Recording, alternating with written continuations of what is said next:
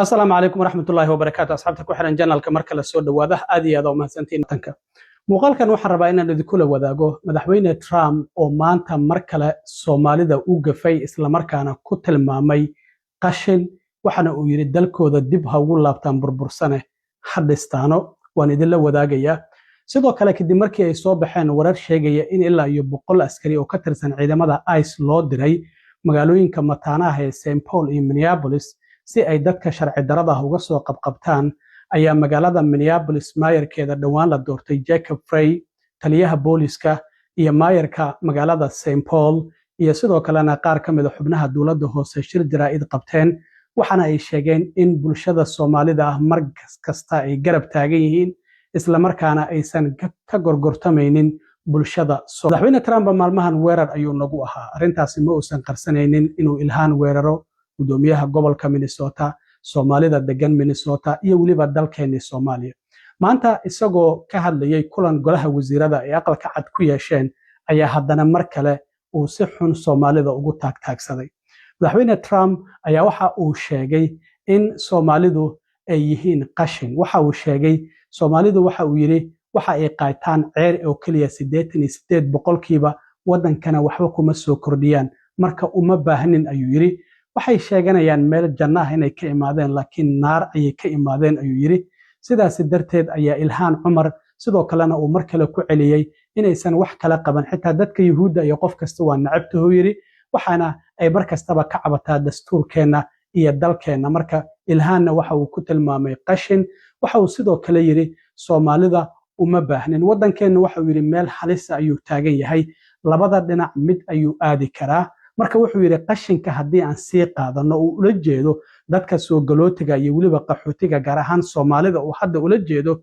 waxa uu yiri wadankeenu dhinaca xun ayuu aadi karaa marka uma baahnin ayuu yiri Soomaalida wadankooda oo wadan aanba jirinba ah dib ha ugu laabtaan wadankooda burbursan oo iyaguna ay isdilayaan dib ha u dhistaan ayuu yiri haddaba madaxweyne Trump oo arrimahaasi bal ka hadlayay codkiisa wax yar ila daawada Somalia which is barely a country, you know, they have no anything. They just run around killing each other.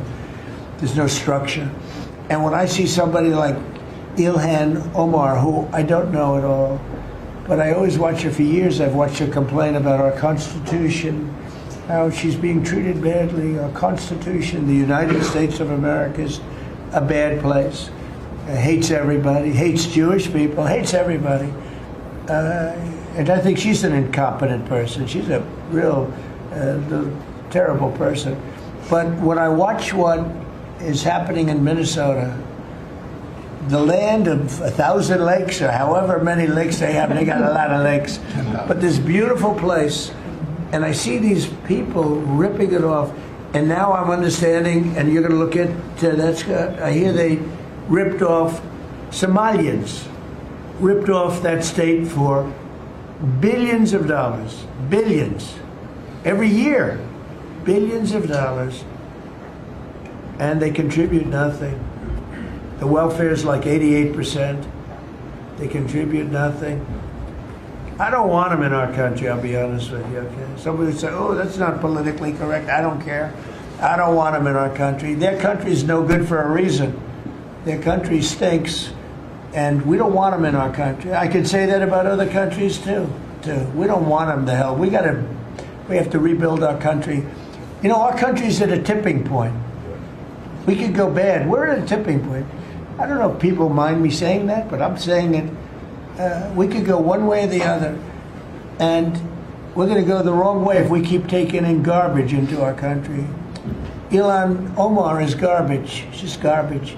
Her friends are garbage. These aren't people that work. These aren't people that say, let's go, come on, let's make this place great. These are people that do nothing but complain. They complain. And from where they came from, they got nothing. You know, they came from paradise and they said, this isn't paradise. But when they come from hell and they complain and do nothing but bitch, we don't want them in our country. Let them go back to where they came from and fix it. sidoo kale warar soo baxay ayaa sheegay qaar kamid ah warbaahinta Mareykanka ay qorayso in ciidamo aysa oo ilaa iyo 100 askari ah loo diray magaalooyinka St Paul iyo Minneapolis waa magaalooyinka mataanaha ilaa ay xalay muuqaalo midkan uu ka mid yahay ayaa la ii soo dirayay oo ah dad laga qabqabanayay Minneapolis dhexdeeda gaar ahaan 24ka hadda maanta wiilkan Soomaaliga ah oo magaciisa Cali ku sheegay ayaa la istaajiyay sharcigiisana la weydiiyay waxa uu yiri 25 sano ayaan wadanka Mareykanka joogay muwaadin ayaana ahay haddaba arrintaasi waxaa ka hadlay oo shir jaraa'id qabtay maayarka dhawaan la doortay ee Jacob Frey iyo sidoo kale maayarka magaalada Minneapolis waxaa sidoo kale maayarka magaalada St Paul Melvin Carter taliyaha booliska Brian O'Hare iyo Jamal Cusmaan oo dowladda hoose ee Minneapolis ka tirsan Jacob Frey maayarka dhawaan Soomaalidu ay sida aadka ugu codayeen isla markaana la yiri xitaa Soomaalidu waa ku kala qaybsatay walow arrintaasi aysan jirin ayaa si aad ah Soomaalida u difaacay isla markaana garab istaagay waxa uu yiri waxaan helnay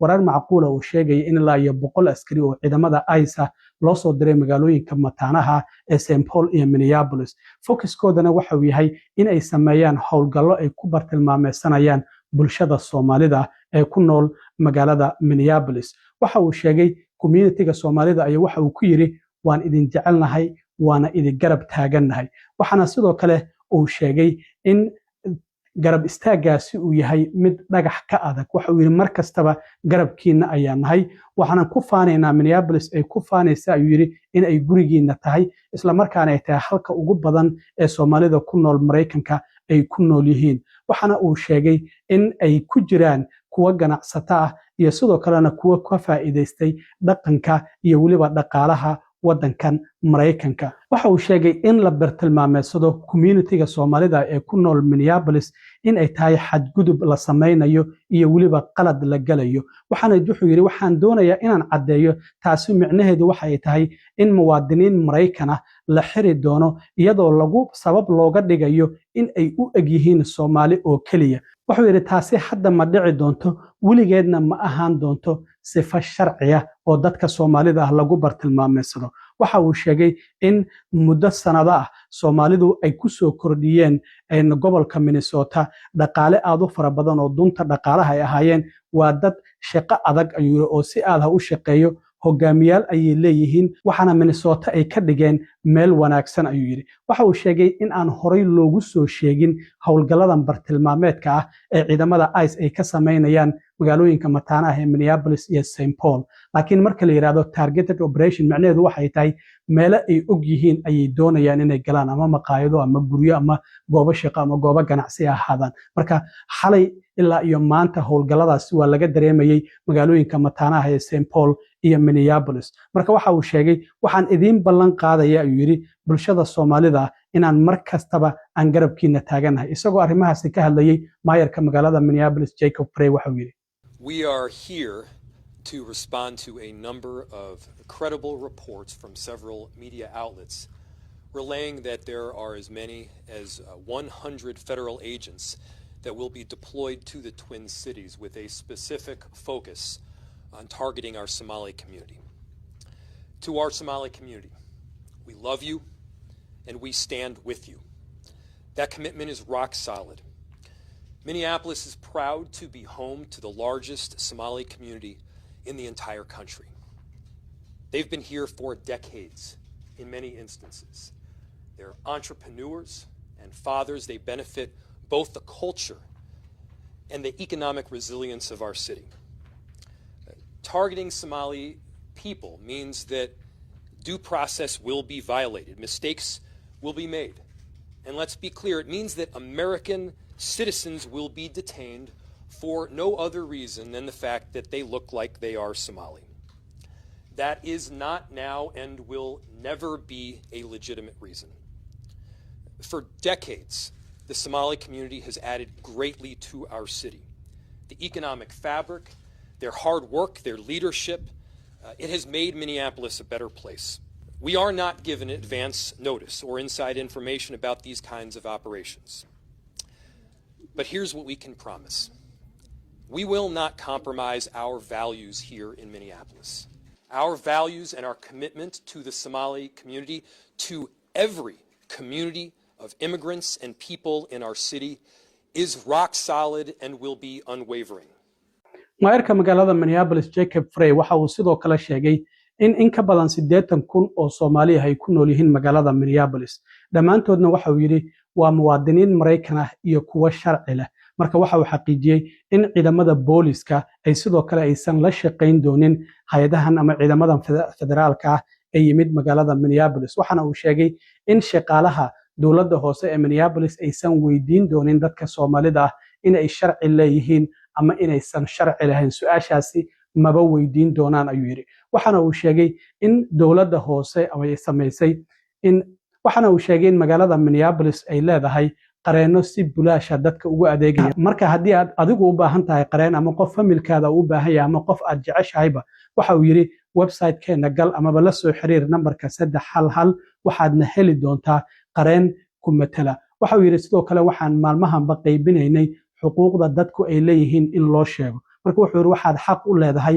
in aad aamusto oo aadan hadlin haddii ciidamadan ICE ay ku qabtaan in aad waxaad xaq u leedahay qareen aad la xiriirto isla markaana aadan saxiixin wax waraaqaha iyadoo qareenkaada uusan kula joogin albaabkaadana aadan furin iyadoo wax warranty ah oo waraaqa aan lagu tusin ayaad xaq u leedahay marka waxa uu sheegay in bulshada Soomaalida ay mar kastaba ay garab taagan yihiin garabkoodana ay yihiin waxana uu sheegay in bulshada Soomaalida ee ku nool Minneapolis mar kastaba ay garabkooda taagan yihiin isagoo arrimahaasi ka hadlayna mar kale waxa uu yiri Our police, many of whom are Somali themselves, are trusted partners in keeping people safe.